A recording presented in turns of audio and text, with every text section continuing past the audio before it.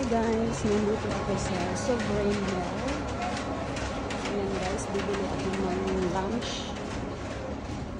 So, ayan guys, ang lamig dito ngayon, naulan pa. Ayan.